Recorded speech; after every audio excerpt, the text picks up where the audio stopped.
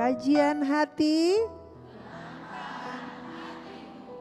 Bunda. Ada yang mau nanya lagi? Silakan Teh Andi. Terima kasih sebelumnya. Assalamualaikum warahmatullahi wabarakatuh, Ustaz. Waalaikumsalam warahmatullahi wabarakatuh. Perkenalkan, nama saya Andin. Iya. Saya seorang ibu dari anak yang sangat saya cintai, Ustaz. Saya hidup di keluarga broken home. Saya tinggal bersama ibu saya dalam kondisi yang kekurangan, Ustaz. Saya sudah terbiasa jualan sambil bersekolah dari SD hingga SMA untuk memenuhi kehidupan kami sekeluarga. Setelah SMK, saya merantau ke Bekasi, Ustadz. Namun awal tahun 2018 saya mengalami kecelakaan sehingga saya harus dilakukan tindakan operasi pengangkatan limfa atau getah bening. Itu sangat membuat saya khawatir akan masa depan saya, Ustadz. Namun alhamdulillahnya tahun 2020 akhir saya dinikahi oleh teman sekolah saya. 10 bulan pernikahan saya hamil. Alhamdulillah lahir dengan selamat pada Mei 2022. Anak yang insya Allah soleh, Ustadz. Saya beri nama Kenzo Hanan Aryan Seno. Namun saya tidak bisa melahirkan normal, Ustadz. Karena ternyata saya memiliki kista sebesar 7,5 cm yang membuat pembukaan persalinan saya stuck di pembukaan 4. Namun syukur alhamdulillah semua rasa takut saya terbayarkan oleh bayi yang lengkap, sehat, normal. Saya sangat bersyukur akan itu, Ustadz. Namun luka operasi yang persalinan saya belum kering itu, tiba-tiba saya mendapati benjolan di payudara kanan saya, Ustadz.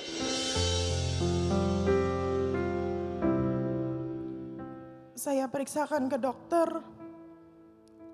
betapa hancurnya hati saya, Ustadz.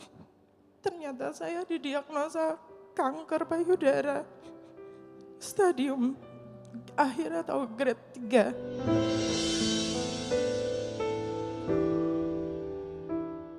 Saya bolak-balik ke rumah sakit, Ustadz, meninggalkan anak saya yang waktu itu belum genap 1 tahun. Saya mencoba untuk menerima takdir saya walaupun rasanya sangat berat sekali.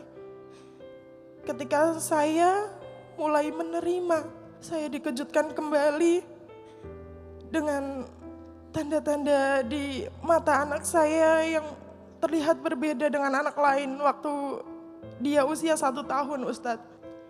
Saya periksakan ke dokter spesialis mata dan betapa hancurnya kembali dunia saya, Ustadz. Anak saya didiagnosa kanker mata.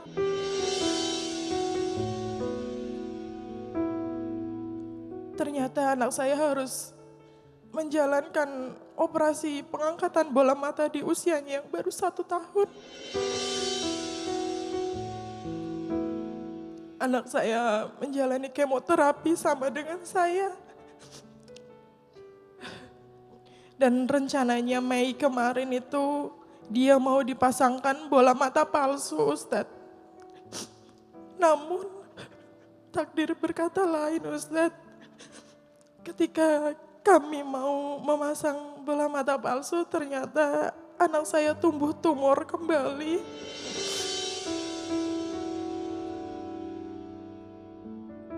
Dia suka tanya sama saya, "Mama, mata mama ada 2, mata papa ada 2. Kenapa mata adik 1, Ma? Nanti beliin dedek mata ya, Ma, biar sama kayak mata dedek yang satunya."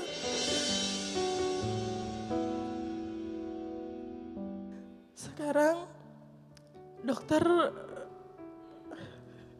menyarankan untuk tindakan BMP sumsum tulang belakang. Awal Desember kemarin hasilnya keluar, ternyata sudah ada penyebaran di sumsum tulang belakangnya, Ustadz.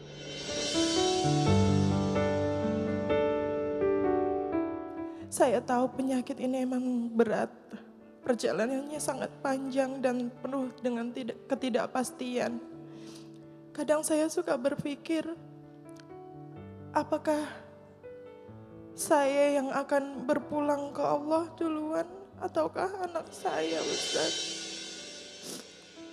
Ustadz, bagaimana caranya saya untuk meredam kekhawatiran ini agar hati saya tetap kuat, tetap lapang menerima takdir dari Allah, Ustadz. Terima kasih.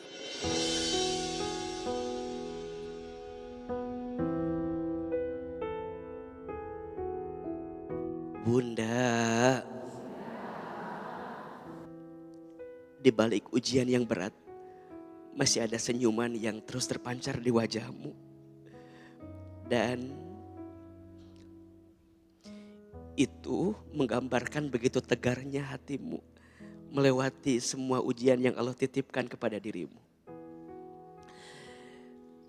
Bicara tentang penyakit. Ketika Allah menitipkan rasa sakit kepada kita, maka sesungguhnya Allah sedang menitipkan kebaikan untuk kita. Kalau tidak didapatkan di dunia, maka percayalah, surga akan jadi tempat terbaik untuk kita. Kata Nabi SAW, siapa manusia yang diberatkan rasa sakitnya ketika di dunia, maka nanti Allah akan ringankan hisabnya di akhirat. Maka selanjutnya Kak Andin harus semangat. Yakin dengan hadis ini. Setiap penyakit itu ada obatnya. Dan ingat, tidaklah Allah memberikan satu penyakit kecuali Allah juga menyiapkan obatnya. Pertanyaannya, obatnya apa? Ini rasanya kok makin berat, kankernya makin besar, kemoterapinya makin sering. Mana janji itu? Boleh jadi Allah tidak menyembuhkan matanya, tapi Allah mengasah hatinya sehingga bisa lebih sabar dan lebih tenang menghadapinya.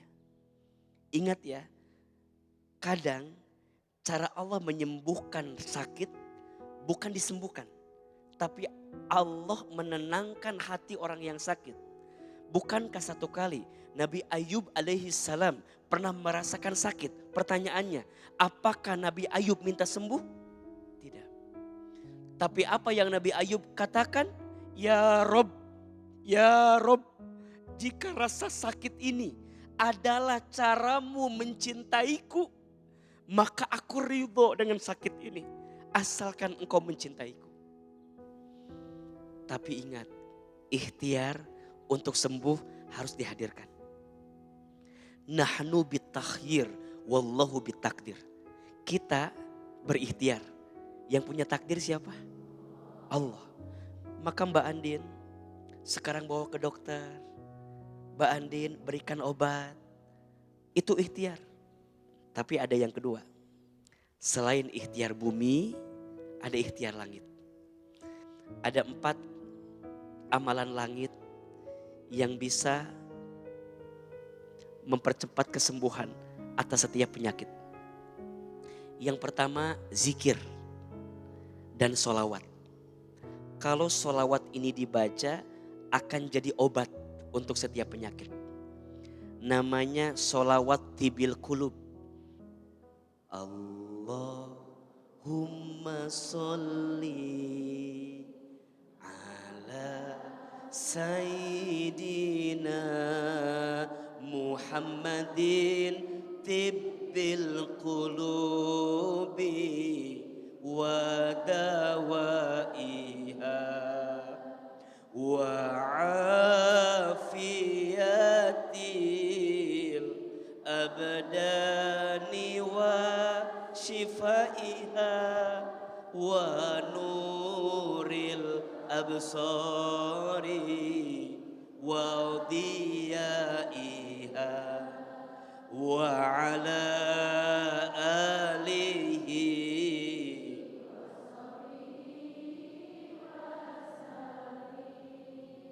Baca salawat ini, kata guru saya, sambil dipegang bagian tubuh yang sakit. Apalagi tadi ada kalimat wa nuril absor, dan cahaya pandangan. Putranya Mbak Andin sakit di bagian matanya. Coba dibacakan zikir dan salawat ini, semoga jadi amalan yang mempercepat kesembuhan. Yang kedua, baca Quran. Sembuhkan setiap penyakitmu dengan baca Quran. 3, sedekah. Sembuhkanlah penyakitmu dengan sedekah. Dan yang keempat, silaturahmi. Mohon maaf, mungkin ada rasa sakit di tubuhmu karena ada rasa sakit yang pernah kamu hadirkan kepada orang lain. Semoga Allah berikan ketenangan. Amin ya rabbal alamin.